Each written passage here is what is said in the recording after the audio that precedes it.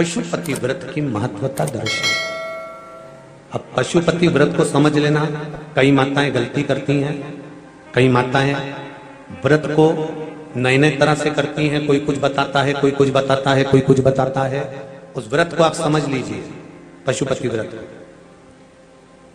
पशुपति व्रत 5 सोमवार का होता है। कितने सोमवार होते हैं अच्छे से समझ लेना।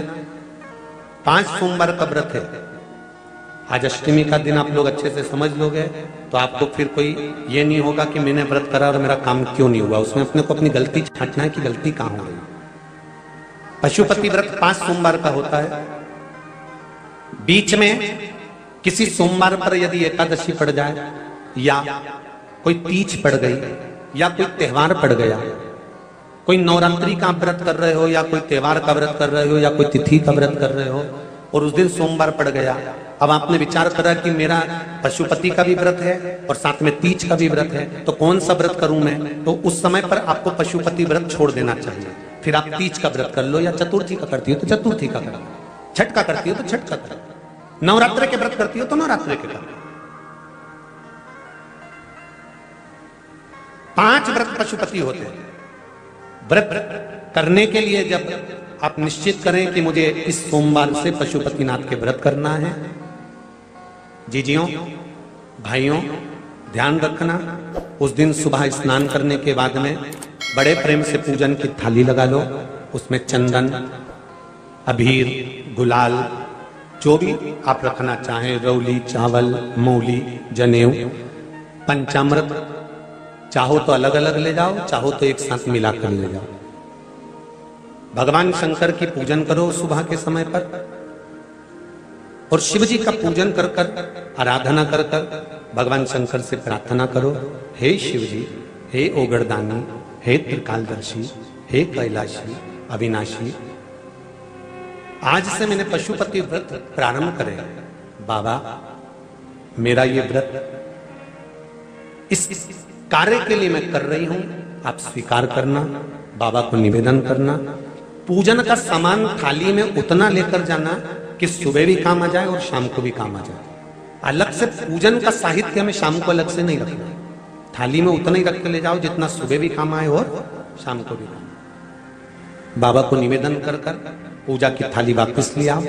शाम के समय पर घर में मीठा बनाओ, 6 दिए रखो थाली के अंदर घी के, और दिए रखकर मीठा ले जाकर मंदिर में पूजन करो।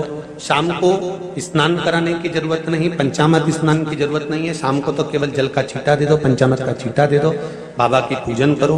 पूजन कर कर प्रसाद के पहले 3 हिस्से करो। 3 हिस्से करने के बाद फिर आप दिया लगाइए।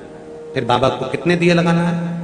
जम के बोलो, 5 दिए लगाना है आपको शंकर भगवान। 5 दिए लगाइए, एक एक दिया जलाते जाएं और शंकर भगवान से पहले सोमवार को दिया जलाते समय अपने हृदय की बात कहते जाएं। 5 दिए पूरे हो जाएं। छठा दिया जलाना नहीं है, उसको थाली में वापस रख लेना। दिए को थाली से नीचे उतारना जरूर। कौन से दिए को? जम के बोलो जरा। छठे दिए को मंदिर में उतारना जरूर और फिर वापस थाली में रख लेना है।